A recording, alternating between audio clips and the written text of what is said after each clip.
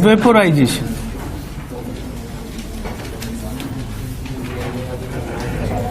इसको रिप्रेजेंट करेंगे delta H इससे,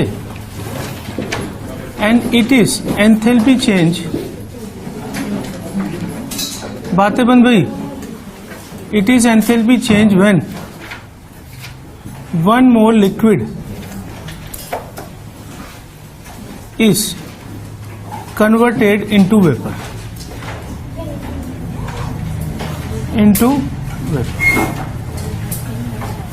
यानी जैसे मान लो H2O लिक्विड को मैं कन्वर्ट करूं किसमें, H2O वेपर में, तो जो एंथैल्पी चाहिए होगी उसे बोलेंगे डेल्टा एच वेपोराइजेशन। पर डेफिनेशन लागू है 1 मोल के हिसाब से, ठीक है। इसके बाद है एंथैल्पी ऑफ फ्यूजन। इसको लिखेंगे हम डेल्टा एच फ्यूजन। डेफिनेशन है इट इज एंथैल्पी चेंज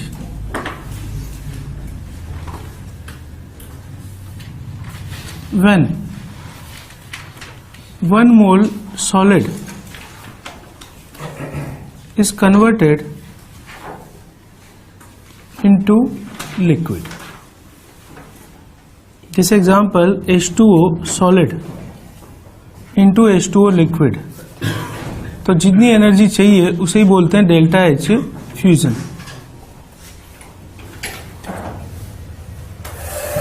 तीसरी डेफिनेशन है हमारे पास एंथैल्पी ऑफ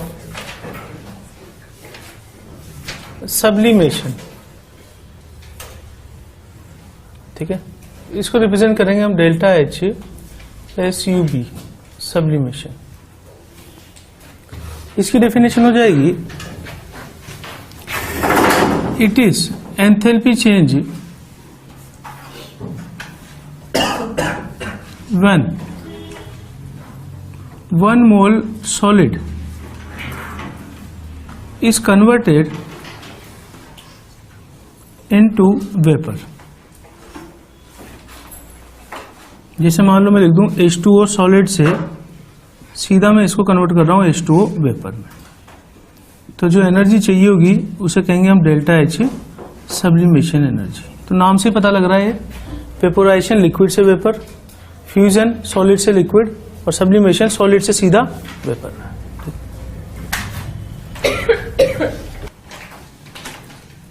ट्रांजिशन, इसको हम रिप्रेजेंट करेंगे delta H trans. It is enthalpy change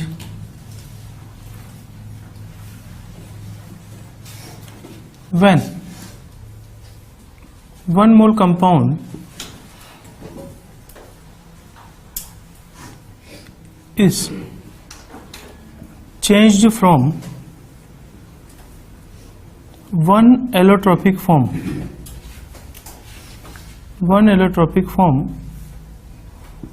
to other allotropic form, tropic form। जैसे मान लो कार्बन ग्रेफाइट से हम ले जा रहे हैं carbon diamond. This allotropic change, यहाँ पे इस एलोट्रोपिक चेंज में जितनी एनर्जी चेंज होगी उसे ही हम बोलेंगे delta H transition.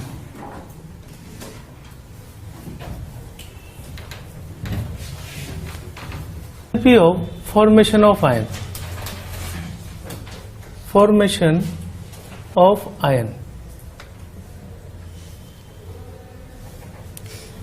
It is enthalpy change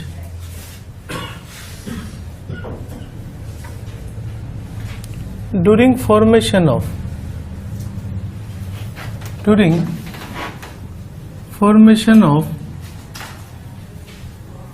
1 mole aqueous ion from its element in standard state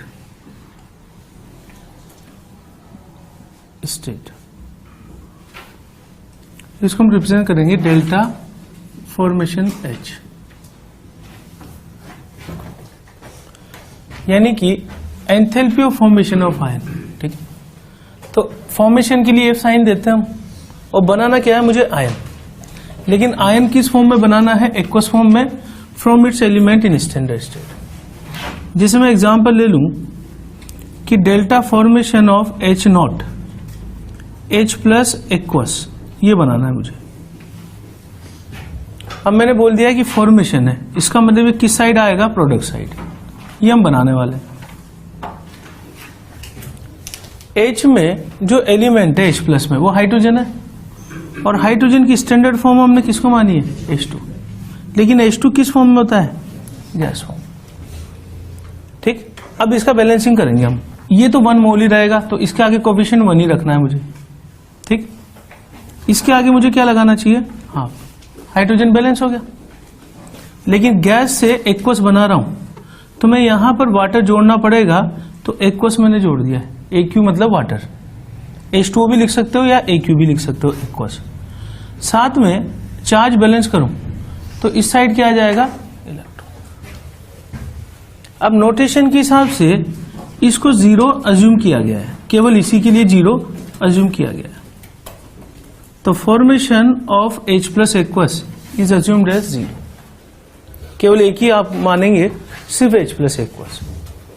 अगर मैंने बोला डेल्टा फॉर्मेशन यहां से Cl माइनस एक्वस, तो उस केस में मुझे बनाना है Cl माइनस एक्वस फॉर्म में। किससे बनाऊं मैं, हाफ Cl2, जो कि किस फॉर्म में है, गैस। साथ में यहां इलेक्ट्रॉन जोड़ दूं, साथ में यहां एक्वस सॉल्वेंट जोड़ दूं, तो ये Cl माइनस का फॉर्मेशन। अगर हमें बनाना हो Na प्लस एक्वस, ठीक, तो इस साइड मुझे Na प्लस एक्वस बनाना है, यहां मैं क्या लूं, इधर सोडियम मेटल सॉलिड फॉर्म में, ठीक, साथ में चार्ज बैलेंस करने के लिए इलेक्ट्रॉन, और सॉलिड से एक्वस में कन्वर्ट करने के लिए साथ में वाटर का होना जरूरी है, तो ये लिख दिया मैंने एक्वस। अगर मान लीजिए हमसे पूछा जाए delta formation H Br minus aqueous, तो इस साइड आएगा Br माइनस एक्वस, इधर आ जाएगा हाफ Br2, लेकिन Br2 का स्टैंडर्ड फॉर्म हमने किसे माना है, लिक्विड को, प्लस यहां इलेक्ट्रॉन और उसके साथ यहां एक्वस। तो इसका समरी ये है कि जिस आयन को बनाना है वो प्रोडक्ट साइड पे, ठीक है, और इधर उसका वो एलिमेंट आएगा जो स्टैंडर्ड स्टेट में माना है। स्टैंडर्ड स्टेट में हमने किसको माना है, जिनके लिए एंथैल्पी ऑफ फॉर्मेशन 0 अज्यूम की गई है, जैसे H2, Cl2, Br2 लिक्विड, ठीक है, तो ये उसी से बनाएंगे अपन। ठीक है, बाद में इलेक्ट्रॉन बैलेंस करेंगे और इस साइड रिएक्टेंट साइड में वाटर जोड़ देंगे या एक्वस लिख देंगे, है ना। ये है enthalpy of formation. Calculate enthalpy of formation of benzoic acid solid at 25 degree centigrade, यानी स्टैंडर्ड कंडीशन होगी। हमें दिया हुआ है enthalpy of formation of CO2, enthalpy of formation of water, enthalpy of combustion of C6H5COO solid. ठीक है, अब इस क्वेश्चन को आप 2 तरीके से करेंगे, एक तो फार्मूले के तरीके से, और एक मैंने बताया था आपको कि उस केस में सारी रिएक्शन लिख लेंगे और फिर उनमें रिलेशन छांटेंगे, ठीक है ना, जो उसका फुल प्रूफ मेथड होगा। ठीक, तो पहला मेथड अपन यूज कर रहे हैं, इसमें फार्मूले से कर रहे हैं, ये फार्मूले से यूज कर रहे हैं।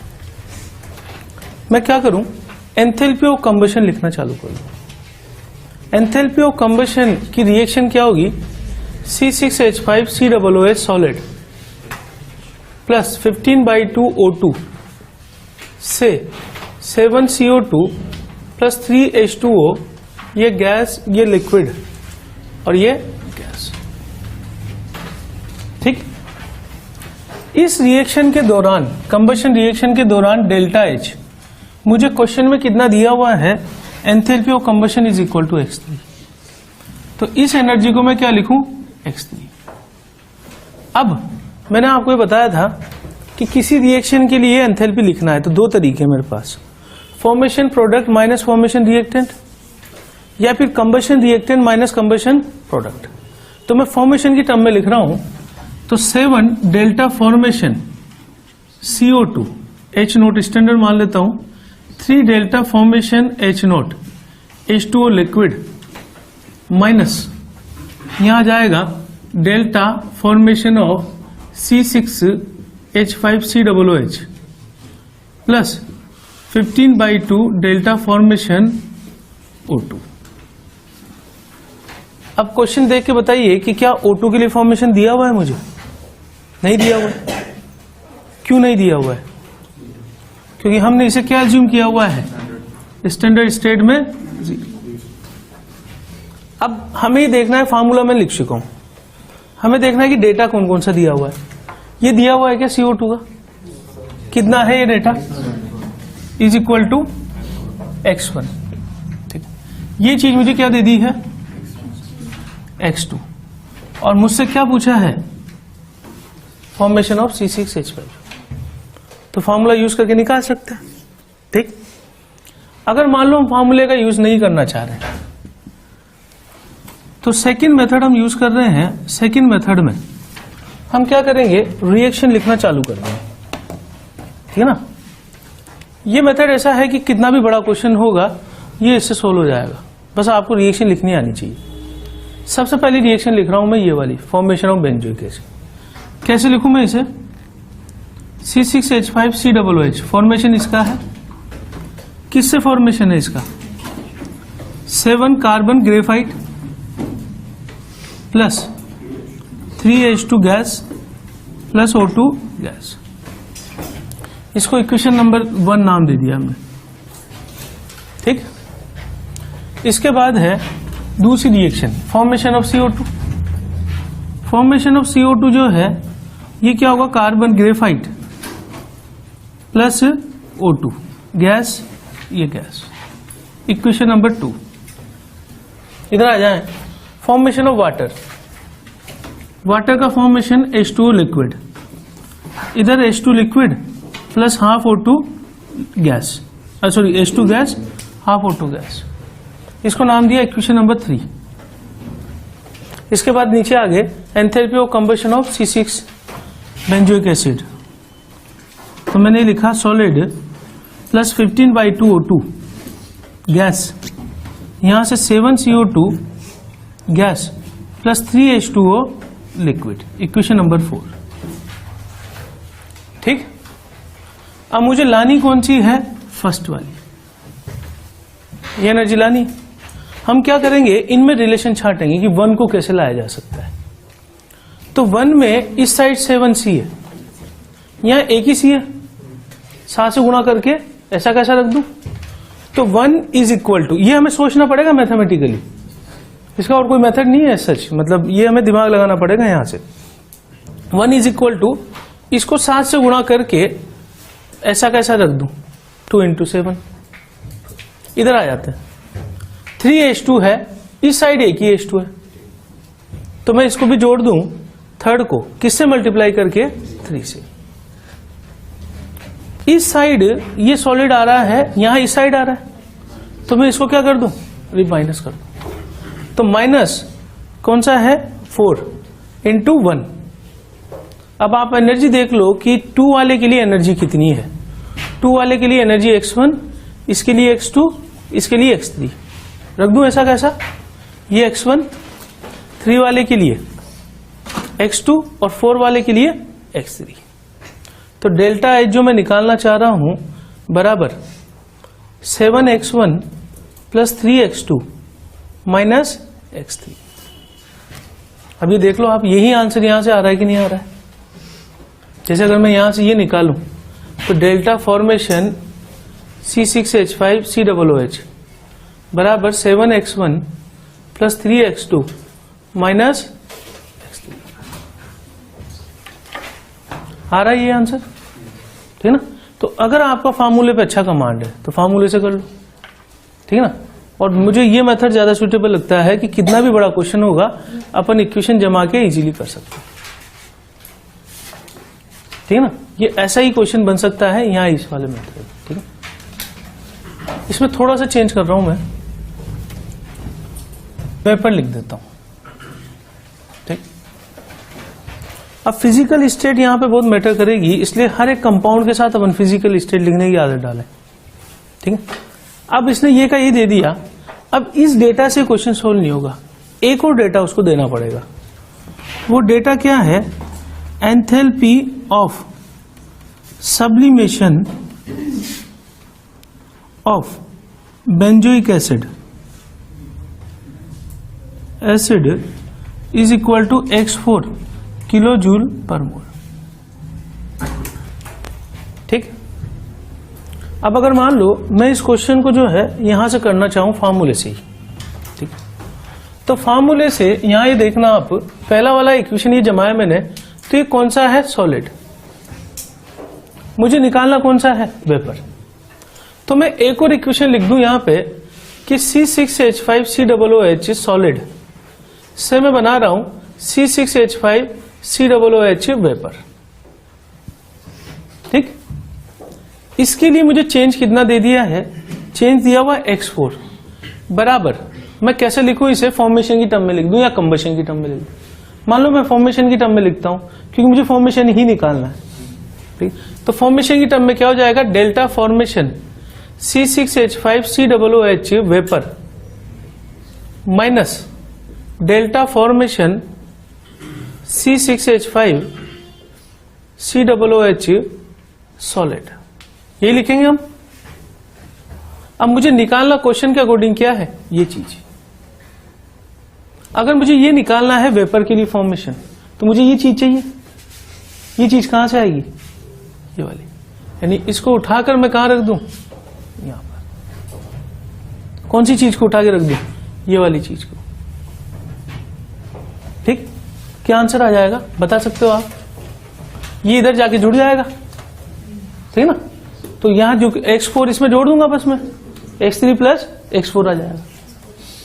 अब अगर मान लो इसी क्वेश्चन को मैं किसे करना चाहूं, इस वाले मेथड से, तो मेरे पास एक इक्वेशन और आ गई C6H5COOH। अच्छा, मुझे निकालना क्या है, वेपर वाला, फिजिकल स्टेट लिखे ढंग से।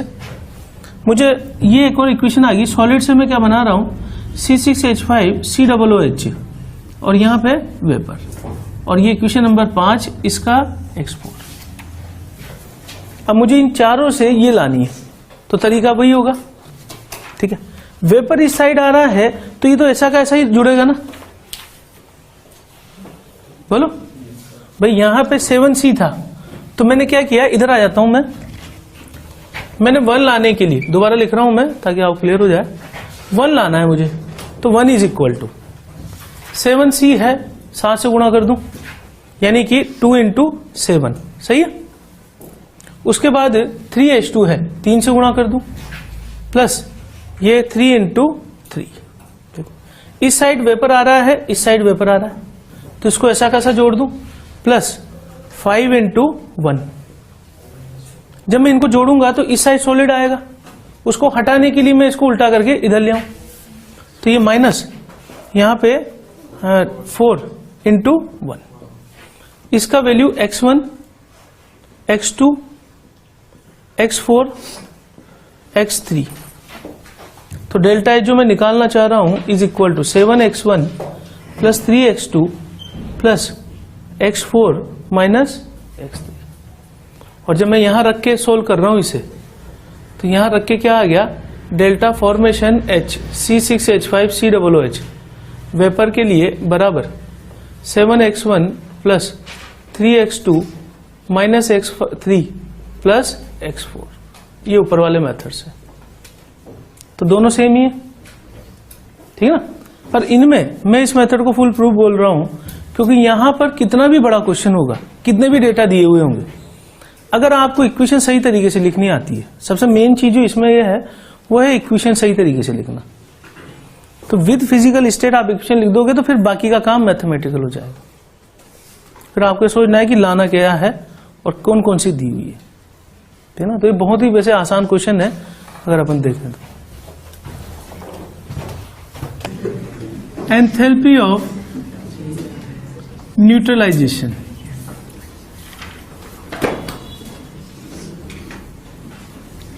ठीक, अब न्यूट्रलाइजेशन जो सेंस हम लेते हैं वो लेते हैं कि एसिड और बेस का आपस में रिएक्शन। जब एसिड में बेस डालते हैं तो वो एक दूसरे को खत्म करते हैं, that reaction is called as neutralisation. ठीक, अब न्यूट्रलाइजेशन जब होता है तो उस केस में क्या होता है कि बॉन्ड जो है बनेगा, और बॉन्ड बनेगा तो एनर्जी रिलीज होगी। इसको मैं समझाता हूं, पहले तो डेफिनेशन लिख लेते हैं कि it is enthalpy change when one equivalent of strong acid is neutralized by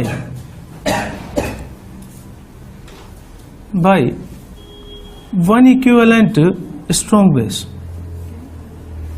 one equivalent strong base।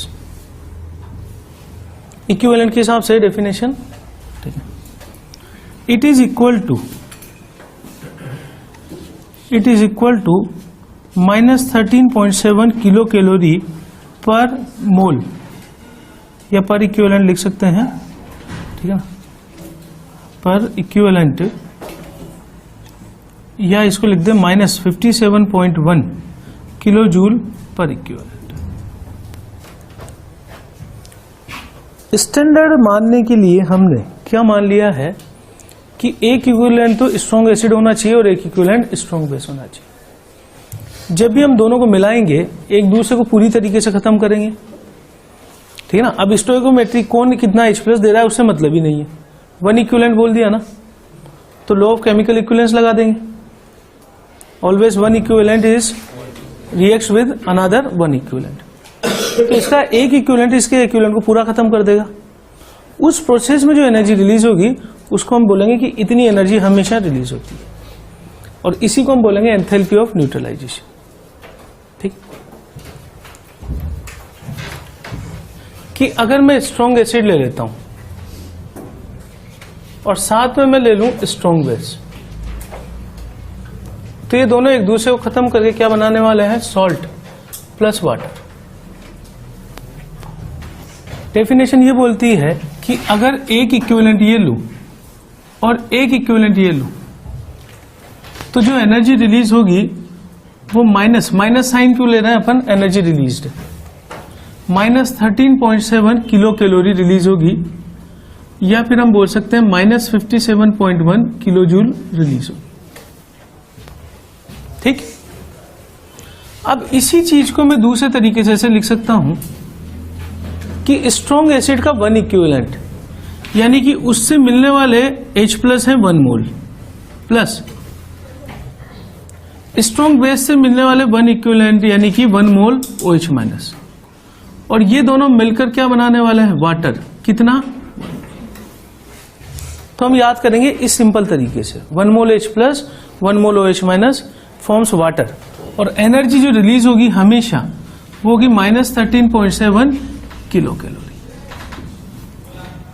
ठीक, अब इसमें न्यूमेरिकल कैसे बनेगा, जैसे फॉर द एग्जांपल मुझे बोल दिया कि HCl या H2SO4 प्लस NaOH ये ले लिया 5 मोल और ये ले लिया 10 मोल, और मुझसे पूछा कि यहां एनर्जी कितनी रिलीज होने वाली। ठीक, अगर मैं इक्विवेलेंट से करना चाहूं तो पहला मेथड तो ये हो गया कि इसका वैलेंसी फैक्टर 2 होता है, तो ये 10 इक्विवेलेंट हो गया। इसका वैलेंसी फैक्टर कितना होता है, 1, तो ये भी कितना हो गया, 10। अब 10 इक्विवेलेंट और 10 इक्विवेलेंट खत्म होंगे, एक से एनर्जी -13.7 है, तो 10 से कितनी एनर्जी रिलीज होगी, -13.7 इंटू 10 किलो।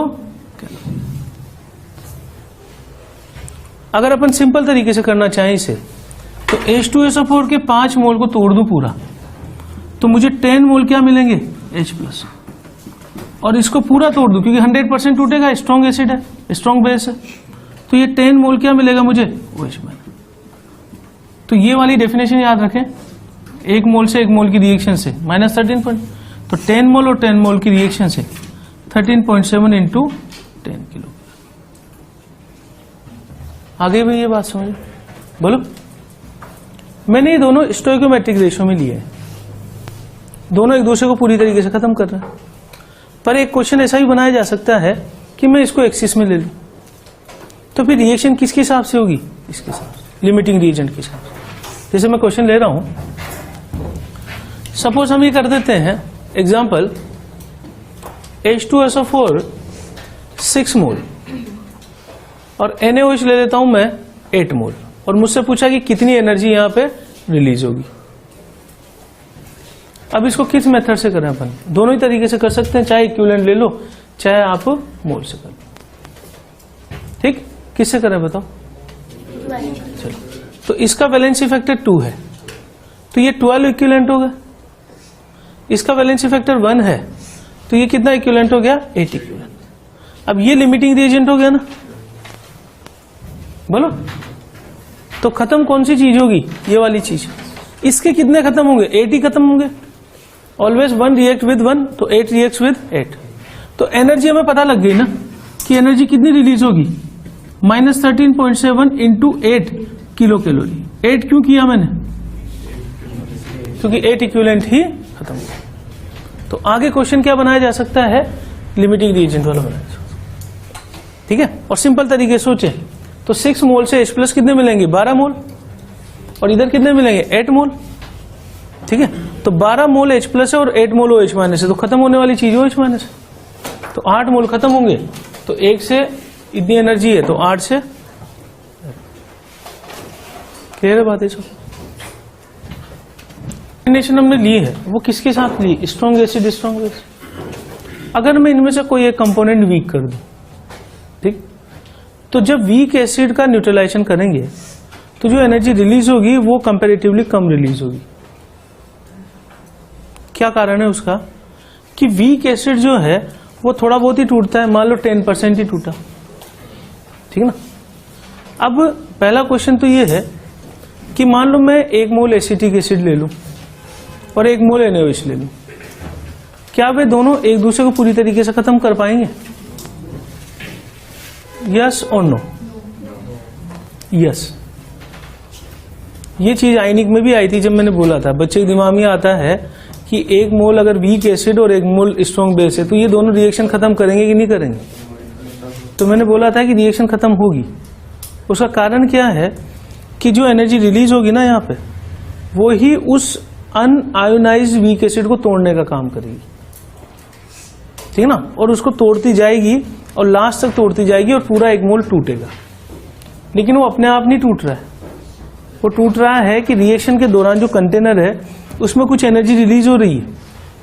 सपोज 10% टूटा है तो 10% की एनर्जी रिलीज हुई ना, वही बाकी को तोड़ने में काम।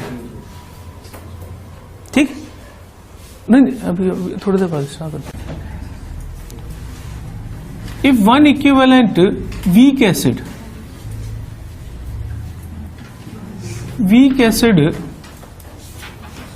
is neutralized by one equivalent strong base,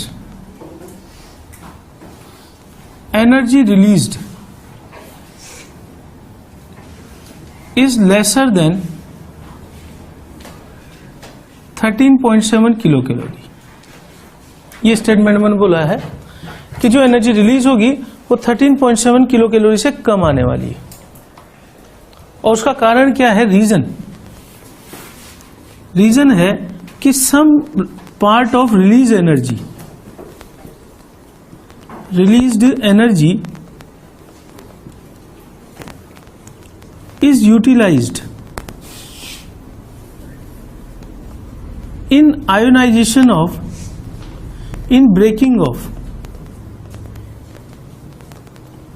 unionised acid. ये समझाता हूं मैं कैसे। एग्जाम्पल ले रहा हूं, जैसे सपोज करो मैं HCl प्लस NaOH की रिएक्शन करा था, तो इनसे क्या बनने वाला था? NaCl plus water. This is strong acid, this is strong base. मान लो मैंने ये 1 मोल लिया होता, ये 1 मोल लिया होता, तो बताइए एनर्जी रिलीज कितनी होगी? Delta H is equal to -13.7 kilo calorie. सही है, ठीक है ना, ये तो अपन पढ़ चुके हैं। अगर मैं HCl की जगह HCN ले लेता, वीक एसिड 1 मोल प्लस NaOH, तो ये बनाता NaCN प्लस वाटर। अब चूंकि वीक एसिड है तो वीक एसिड तो कम टूटेगा, अपने आप मान लो ये 10% टूटा, ठीक है, तो वो 10% पार्ट ही इसके साथ खत्म होगा। लेकिन अब जो 90% पड़ा हुआ है एसिड बिना टूटे हुए, वो भी फाइनली टूटेगा, लेकिन वो अपने आप नहीं टूटेगा। उसको तोड़ने के लिए जो एनर्जी चाहिए वो कौन सी एनर्जी होगी कि जो 10% टूट के इसके साथ खत्म हुआ, उसने कुछ एनर्जी रिलीज की, उसी एनर्जी की वजह से वो रिमेनिंग पार्ट जो है टूटने लग जाएगा। इसका मतलब एनर्जी का कुछ पार्ट तो अंदर ही खर्च हो गया। तो जो एनर्जी यहां रिलीज होगी इसका magnitude lesser than 13.7 kilo calorie होना चाहिए। सपोज करो मैं ये वैल्यू मान लेता हूं -12.5 किलो कैलोरी, ठीक। तो अब इस केस में मैं ये दोनों के डिफरेंस से बता सकता हूं कि HCN के आयोनाइजेशन में कितनी खर्च हो रही है, बता सकता हूं ना। होनी कितनी चाहिए थी? अगर ये 100% टूट जाता तो होनी चाहिए थी ये, इट वॉज एक्सपेक्टेड, प्रैक्टिकली ये हो रही है, तो इसका मतलब कितनी खर्च हुई है? तो मैं कह सकता हूं डेल्टा एच आयोनाइजेशन, थ्योरेटिकल किसका? HCN का, is equal to 1.2 kilo calorie. और साइन इसके आगे क्या आएगा? प्लस। प्लस साइन क्यों आया है? क्योंकि एनर्जी रिक्वायर्ड।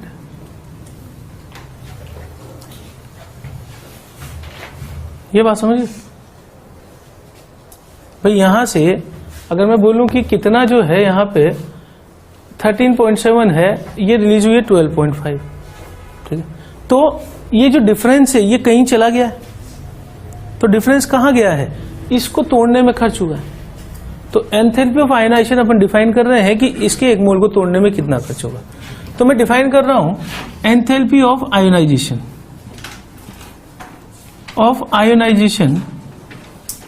ये होगा it is energy required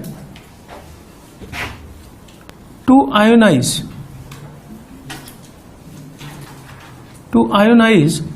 1 mole weak acid और weak base during neutralisation.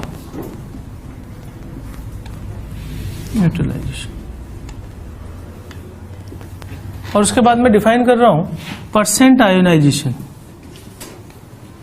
Percent ionisation है delta H experimental minus delta H theoretical upon delta H experimental into 100। अब मैं इसके बेसिस पे क्वेश्चन पूछ रहा हूं, एग्जाम्पल इसी को रिलेट करके। If enthalpy of ionization of HCN is 1.5 kilo joule per mole, kilo calorie per mole, calculate percent ionization of HCN। पहले तो अपन फार्मूले की बात करते हैं। परसेंट आयोनाइजेशन निकालना इस फार्मूले से। ये वाली वैल्यू एक्सपेरिमेंटल है और ये ऊपर से जो निकाली है ये थ्योरेटिकल मान रहा है अपन। तो ये कितना हो जाएगा? Is equal to 1.5 minus 1.2 upon 1.5 into 100। कितना आ जाएगा ये? इज इक्वल टू 0.3, मेरे ख्याल से 20% आ जाएगा, ठीक। अब मैं इसको समझा रहा हूं थोड़ा सा। परसेंट आयोनाइजेशन का मतलब ये है कि कितना अपने आप टूट गया, ठीक ना। तो अपने आप कितना टूटा है? 20%। और फोर्सफुली टूटा है 80%। वो 80% किसने तोड़ा है? जो एनर्जी रिलीज हुई अंदर, ठीक है ना। अब हमें ये चीज दे दी इसने कि 1.5 किलो कैलोरी पर मोल, यानी इसका मतलब ये हुआ, इसका एक ऑल्टरनेट तरीका बता रहा हूं मैं। अगर मान लो 1.5 किलो कैलोरी पर मोल है एंथैल्पी ऑफ आयोनाइजेशन, इसका मतलब ये होगा कि 1.5 किलो कैलोरी कितने को तोड़ने में काम आएगी? 1 मोल में। जबकि ऊपर वाली रिएक्शन के डिफरेंस से 1.2 काम आ रही है, तो इसका मतलब 1.2 किलो कैलोरी कितने को तोड़ने में काम आएगी वो निकाल सकता हूं मैं। कितना आ जाएगा? 1/1.5 इंटू 1.2 बराबर 0.8 मोल। इसका मतलब जो एनर्जी लगी है उसने कितना मोल तोड़ा है? 0.8 मोल। जबकि मैंने लिया कितना था? 1 मोल।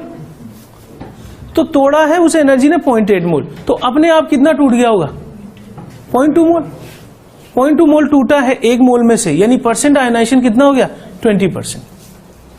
तो अपने आप जो टूटा है वो कितना टूटा है? 20%। दोबारा एक बार और समझते हैं इस चीज को। अगर मैं इन दोनों की रिएक्शन कराऊं आइडियली, तो एनर्जी रिलीज होनी चाहिए 13%। मैंने HCl को रिप्लेस कर दिया HCN से, तो उसकी एनर्जी का मैग्नीट्यूड कम आएगा इससे, क्योंकि कुछ एनर्जी खर्च होगी। मान लो प्रैक्टिकली आया 12.5 वैल्यू, तो इन दोनों का डिफरेंस खर्च हो गया, तो कितना खर्च हो गया? 1.2 किलो कैलोरी। अब मैं क्या करूंगा, ये जो एनर्जी खर्च हुई है इसको मैं थ्योरेटिकल नाम दे दूंगा। थ्योरेटिकल नाम देके अगर क्वेश्चन इस पे बनाया उसने कि कैलकुलेट द परसेंट आयोनाइजेशन, तो फिर उस केस में मान लो उसने पूछा कि डेल्टा H आयोनाइजेशन बताइए, तब तो ये रुक जाएंगे अपन।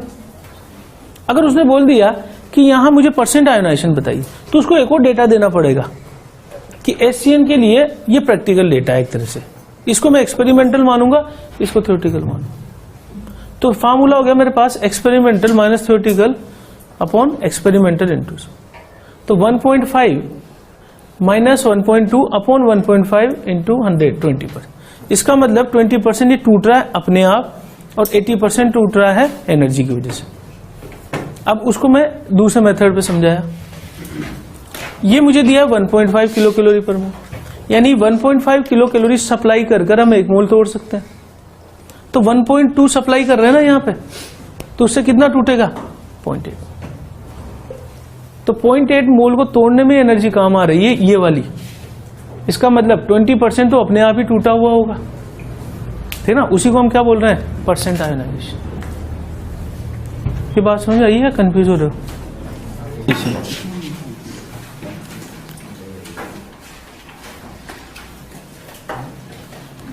It is enthalpy change. It is enthalpy change during formation of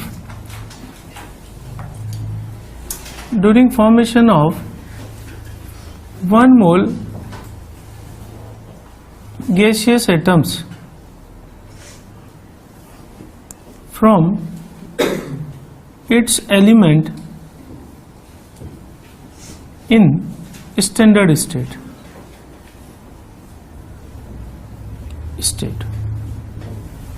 अब इसका मतलब क्या है कि जैसे मान लो मुझे हाइड्रोजन का 1 मोल तैयार करना हो गैस फॉर्म में, ठीक है, तो ये मैं किससे तैयार करूंगा? स्टैंडर्ड स्टेट में हाफ हाइड्रोजन गैस। तो इसमें बॉन्ड ब्रेकिंग करके मैं हाइड्रोजन बना रहा हूं, तो जितनी एनर्जी यहां से यहां लगेगी उसी एनर्जी को हम क्या बोलेंगे? Delta H atomisation.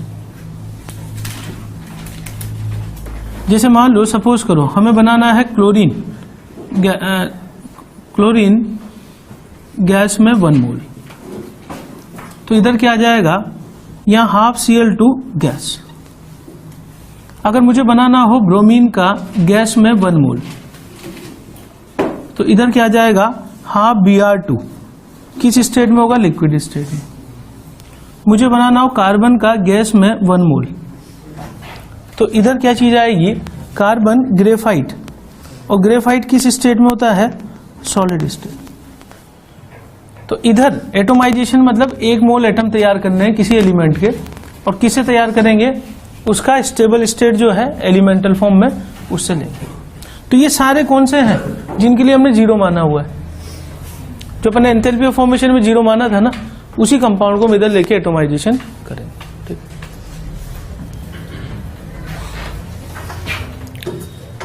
Experimental method to determine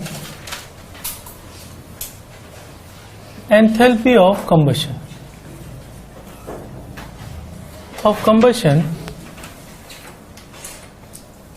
using bomb calorimeter।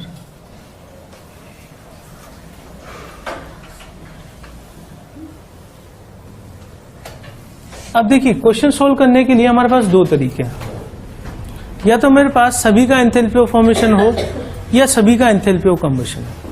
किसी भी रिएक्शन में दो तरीके बताए मैंने, formation product minus formation reactant या combustion reactant minus combustion product. अब इन दोनों में से जो डेटा मालूम करना जो है आसान है वो है एंथैल्पी ऑफ कंबशन। क्यों? जैसे अगर मुझसे बोला जाए कि एंथैल्पी ऑफ कंबशन कार्बन का निकालिए या बेंजोइक एसिड का निकालिए, तो मुझे बेंजोइक एसिड का 1 मोल जलाना है, ठीक है ना। अगर मुझसे बोला जाए एंथैल्पी ऑफ फॉर्मेशन बताइए बेंजोइक एसिड का, तो उसको एक्सपेरिमेंटल निकालना वो मुश्किल है, क्योंकि उसके लिए मुझे क्या करना पड़ेगा, ग्रेफाइट हाइड्रोजन और ऑक्सीजन को मिलाकर बेंजोइक एसिड बनाना पड़ेगा। अब ऐसा कोई अपैरेटस नहीं है जो ऐसे डायरेक्टली जो है हाइड्रोकार्बन को बना दे।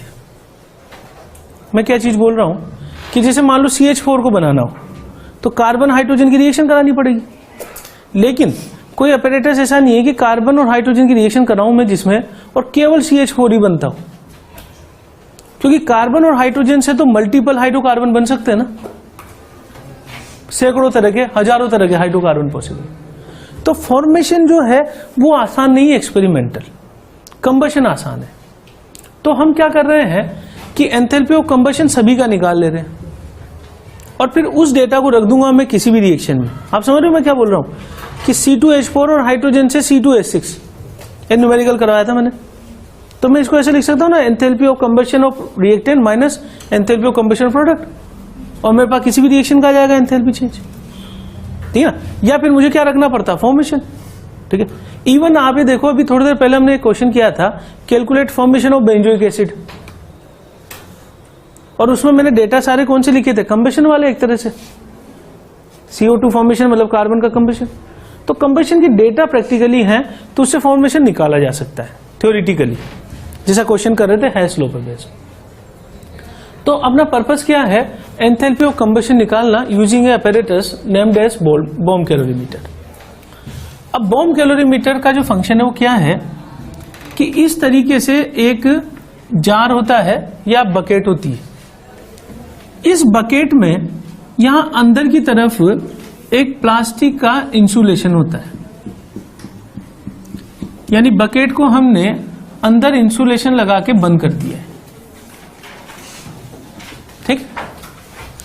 इस बकेट के अंदर जैसा जार आता है ना आटा रखने का, जैसा स्टील का एक बड़ा सा कंटेनर आता है, सेम वैसा ही बॉम्ब कैलोरीमीटर बनाया जाता है, ठीक है ना। और उसके अंदर प्लास्टिक लगा के इंसुलेशन करें। इंसुलेशन क्यों लगाई जाती है, ताकि हीट बाहर ना निकले। इसके अंदर हम भर देते हैं वाटर।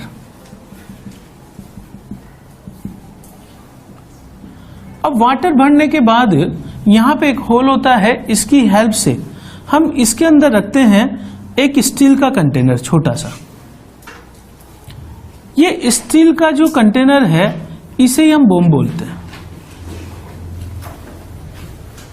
और इसके अंदर क्या होगा कि इसके अंदर O2 गैस भरी होगी at high pressure. O2 gas क्यों भरी है, ताकि कंबशन करवाना है तो ऑक्सीजन चाहिए। किसी भी फ्यूल का कंबशन करवाना है तो मुझे गैस कौन सी चाहिए, ऑक्सीजन। और ऑक्सीजन किस में चाहिए, एक्सिस अमाउंट में, है ना। तो अगर मैं ऑक्सीजन हाई प्रेशर पे भरूंगा, यानी ज्यादा ऑक्सीजन भरी हुई है मैंने एक्सिस के बनाने के लिए। इसमें एक छोटा सा यहां पर एक इस तरीके से एक छोटा सा बॉक्स होता है, इस बॉक्स के अंदर जो है हम यहां फ्यूल रख देते हैं जो जलाना है, और इसमें हम जो है वायर यहां कनेक्ट करके इसे बाहर निकाल लेते हैं, और इसमें जो है इसको बैटरी से कनेक्ट कर देते हैं बाहर। बैटरी का काम क्या होगा कि यहां पे जो है ये स्पार्क जनरेट होगा। इनफैक्ट क्या होता है कि ये फ्यूल जो है, मतलब फ्यूल यहीं पे लटकाया जाता है इस वायर की सहायता से, ठीक ना। लेकिन मैं नीचे बना दिया इसको, कोई दिक्कत नहीं उससे। जब अपन यहां से करंट सप्लाई करेंगे तो स्पार्क जनरेट होगा इसमें, इस स्पार्क के जनरेट होने से ही जलेगा, ठीक है ना। और ऑक्सीजन है इसमें अंदर, और ये बिल्कुल सील्ड पैक्ड है, ठीक है ना, बंद है बिल्कुल। तो ऑक्सीजन इसकी सहायता से जलेगा। तो कंबशन रिएक्शन इज एक्सोथर्मिक। क्या होगा? एनर्जी रिलीज होगी। अब एनर्जी रिलीज होगी तो यहां पर हम लगा देते हैं थर्मामीटर। थर्मामीटर क्या काम करेगा? ये टेम्परेचर मेजर करेगा कि इस बॉम्ब का पहले कितना था और आफ्टर कंबशन कितना है, ठीक। तो मैंने मान लिया कि बिफोर कंबशन जो है टेम्परेचर है T1 केल्विन, और आफ्टर कंबशन टेम्परेचर है T2 केल्विन। तो चेंज इन टेम्परेचर कितना आया? T2 minus T1, because T2 greater than क्या होगा? T1। आप किसी चीज को इसमें जलाओगे तो पानी गर्म होगा ना, तो पानी गर्म होगा तो टेम्परेचर बढ़ेगा, थर्मामीटर बता देगा कितना टेम्परेचर हो गया। तो मैंने क्या मालूम कर लिया? Delta T. अब सपोज करो हीट कैपेसिटी ऑफ बॉम्ब, ये हमें दे दिया कैपिटल सी। अगर किसी सिस्टम का हीट कैपेसिटी पता है मुझे और चेंज इन टेम्परेचर पता है, तो मैं हीट रिलीज निकाल सकता हूं ना, Q is equal to C delta T. मुझे क्या मालूम चल गया? जो हीट निकली वो पता लगी, ठीक ना। अब अगर मान लो हीट निकली पता लगी, हमने यहां फ्यूल लिया है, सपोज हमने बोला कि suppose n mole of fuel is taken,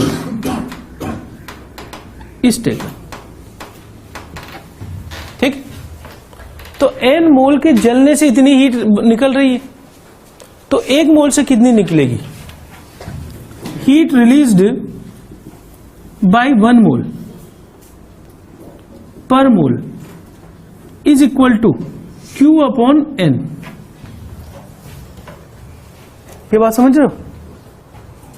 total heat कितनी निकली N मोल से? Q। तो 1 मोल से कितनी निकलेगी? Q by N। 1 मोल से निकलने वाली एनर्जी। अब ये सारा जो चीज है ये क्लोज्ड है, और क्लोज्ड है तो मैं इस केस को कौन सा मानूं? Close volume. क्लोज वॉल्यूम पे जो हीट निकलती है उसे हम क्या नाम देते हैं? Internal energy change. Heat exchange eight constant volume is delta E, and heat exchange at constant pressure is delta H. तो मुझे एंथैल्पी नहीं मालूम चल रही है, मुझे क्या मालूम चल रहा है? इसी को मैं नाम क्या दे रहा हूं? डेल्टा ई, ठीक। मुझे इंटरनल एनर्जी पता चल गई। अब इंटरनल एनर्जी पता चल जाएगी तो फिर उससे क्या होगा कि यहां पर मुझे निकालना है डेल्टा एच। तो delta H is equal to delta E plus delta N G R T. मैंने रिएक्शन के लिए ये वाला बताया था कि डेल्टा एनजी आर टी का यूज करें। टी किसका टेम्परेचर है? टी इज इनिशियल टेम्परेचर, या फिर हम ये बोल दें सराउंडिंग टेम्परेचर। अल्टीमेटली हमारा पर्पस क्या है? डेल्टा एच निकालो। अब मान लो डेल्टा एन जी कैसे निकालेंगे? सपोज करो मैं कार्बन सॉलिड, ठीक है, इसको जलाता हूं, ठीक है, O2 के साथ गैस, तो ये बनाएगा CO2 गैस। तो इसका डेल्टा एन जी कितना हो जाएगा? ठीक। अगर मान लो मैं इथाइल अल्कोहल जलाता हूं, ठीक है, लिक्विड स्टेट में लेकर, प्लस यहां से O2, यहां से 2CO2 gas plus 3H2O liquid, और ये क्या हो जाएगा? इसको बैलेंस करूं 7 1 8 3O2 गैस। तो इसका डेल्टा एनजी कितना हो गया? केमिकल इक्विलिब्रियम में निकालते हैं डेल्टा एनजी, तो लिक्विड को तो छोड़ दो, 2 - 3 बराबर।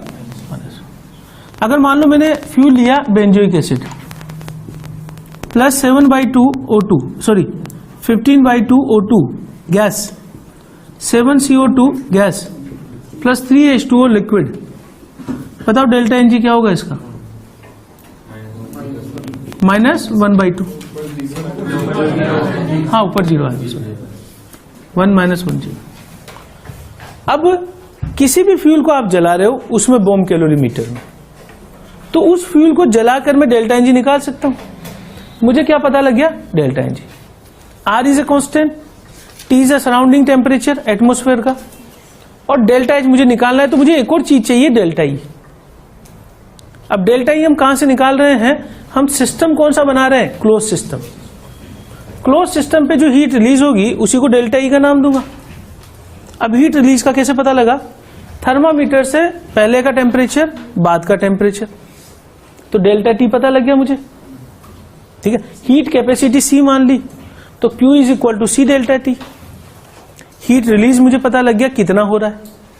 फ्यूल मैंने n मोल लिया है, तो n मोल से रिलीज Q, तो 1 मोल से Q/N। इसी Q/N को मैं क्या नाम दे दूं? Delta E, change in internal energy. और इस डेल्टा ई को उठा के मैं कहां रख दूं? यहां पर। समझ गए बात को? ठीक है ना, क्वेश्चन अपन करेंगे इस पे। अब एक चीज का और ध्यान रखना है इसमें, मैंने Q लिखा है C डेल्टा टी। C तो है टोटल हीट कैपेसिटी। अब इसको वो ऐसे भी लिख सकता है, is equal to M water S water delta T plus M bomb S bomb delta T. ये मैंने क्या चीज करी? जब शुरू में Q लिखा था अपन ने, तो 3 फार्मूले लिखे थे, C delta T, MS delta T और NC डेल्टा टी। अगर मोलर हीट कैपेसिटी देगा तो इसी फार्मूले को मैं ऐसे लिख सकता हूं ना, N water small c water delta T plus N bomb. Bomb का मतलब क्या है? स्टील का बना हुआ कंटेनर, स्टील का, C बॉम्ब और डेल्टा टी। तो अगर मान लो 2 डेटा दे दिए उसने, मतलब 4 डेटा दे दिए, तो मैं इसका यूज कर लूंगा। दोनों का अलग अलग मास दे दिया, किसका मास? वाटर का और बॉम्ब का, और दोनों की हीट कैपेसिटी दे दी अलग अलग। अगर स्पेसिफिक हीट कैपेसिटी दी है तो इसका यूज कर लूंगा, अगर मोलर हीट कैपेसिटी दी है तो इसका यूज कर लूंगा। और अगर उसने दोनों मेंशन नहीं किए अलग अलग और केवल एक ही हीट कैपेसिटी दी हुई है, तो फिर मैं किसका यूज कर लूंगा? सी डेल्टा। तो क्वेश्चन में ज्यादा से ज्यादा चेंज ये हो सकता है। पिछले 10 सालों में 2 बार क्वेश्चन पूछ चुका है जी बॉम्ब कैलोरीमीटर में, ठीक है ना। तो ये चीज का ध्यान रखें, इंपॉर्टेंट है ये वैसे। ठीक है, प्रोसेस समझ में आ गया सबको? ठीक है ना। अब इसमें न्यूमेरिकल कर लेते हैं अपन। तो पहले क्वेश्चन में ये समझ लीजिए आप, एक ही हीट कैपेसिटी दी हुई है पूरे सिस्टम की, इसका मतलब इसने सी दिया हुआ है। अच्छा, उसके अलावा यूनिट देख के भी मैं पहचान लूंगा 3 तरह की हीट कैपेसिटी होती है। Heat capacity, molar heat capacity और स्पेसिफिक हीट कैपेसिटी। यूनिट अगर हीट कैपेसिटी की तो सिर्फ टेम्परेचर आएगा नीचे, स्पेसिफिक हीट कैपेसिटी में पर ग्राम आएगा और मोलर में पर मोल आएगा। तो यूनिट देख के पहचान सकते हैं कौन सी दी हुई है, टोटल हीट कैपेसिटी। इस क्वेश्चन को थोड़ा सा लेंदी कर सकता था अगर 2 हीट कैपेसिटी दे देता, किसकी? बॉम्ब और वाटर की, ठीक ना। अब बॉम्ब और वाटर की हीट कैपेसिटी देता मान लो, तो दोनों को अलग अलग करके मैं जोड़ देता, C1 delta T plus C2 delta T. अगर मान लो वो दोनों की स्पेसिफिक हीट कैपेसिटी देता तो मैं ऐसे यूज करता, M water S water delta T plus M bomb S bomb delta T. या फिर मोलर हीट कैपेसिटी देता दोनों की अलग अलग, तो N water C water delta T, N bomb C bomb delta T. 4 data होते तो वैसे सोल्व करता, अभी एक ही डेटा दिया हुआ है, तो मैं किसका यूज करूंगा? C delta T. सबसे पहला तो अपना काम ये होगा कि ये 2.44 ग्राम है, तो मोल निकाल लें। 2.44 अपॉन मोलर मास इसका 122 बेंजोइक एसिड का, कितने मोल हो जाएंगे? 0.2 मोल। अब अपन जला रहे हैं इसको, तो जो हीट रिलीज होगी वो इससे रिलीज होगी। अब इधर आ जाता है, टेम्परेचर चेंज डेल्टा टी कितना लिखूं मैं? T2 minus T1। मैं इसको लिख सकता हूं 100 डिग्री सेंटीग्रेड, या इसको मैं 100 केल्विन भी लिख सकता हूं। अब यहां बच्चा कंफ्यूज हो सकता है कि चेंज में डिग्री सेंटीग्रेड लिखूं या केल्विन लिखूं, एक ही बात है। अगर आप इसको केल्विन में चेंज करके लिखोगे तब भी 100 केल्विन ही आएगा, और डायरेक्ट डिग्री सेंटीग्रेड कर दो तब भी ये आएगा। तो ये नहीं कि बच्चा यहाँ सोचे कि 100 डिग्री सेंटीग्रेड है तो केल्विन में चेंज करने के लिए 273 जोड़ दूं, वो काम नहीं करना है। वो तब करना है जब एब्सोल्यूट टेम्परेचर हो। डेल्टा टी निकाल लिया, सी कितना दिया हुआ है 1.25 किलो जूल पर केल्विन, इसको लिख सकता हूं मैं 1250 जूल पर केल्विन। अब सी है और डेल्टा टी है, तो मैं क्या निकाल लूं, क्यू निकाल लूं। Q is equal to C delta T में रखूं तो 1250 इंटू 100, ये किस में आ गया, जूल में। इतनी हीट जो रिलीज हुई है, कितने मोल से रिलीज हुई है, 0.02। तो पर मोल रिलीज एनर्जी, पर मोल एनर्जी रिलीज्ड, ये क्या हो जाएगा, Q अपॉन N। ये कितना हो जाएगा 1250 इंटू 100 अपॉन 0.2 जूल। कितना आंसर आएगा, ये 5 से मल्टीप्लाई कर दूं मैं, 625। चलो देख लेना एक बारी, जो चेक कर लेना इतनी आ रही कि नहीं आ रही। एक और जीरो आएगा। चलो अब इतनी हीट रिलीज हो गई हमारे पास, ठीक है, पर मोल के हिसाब से। मैं इसी को क्या नाम दे दूं, डेल्टा ई।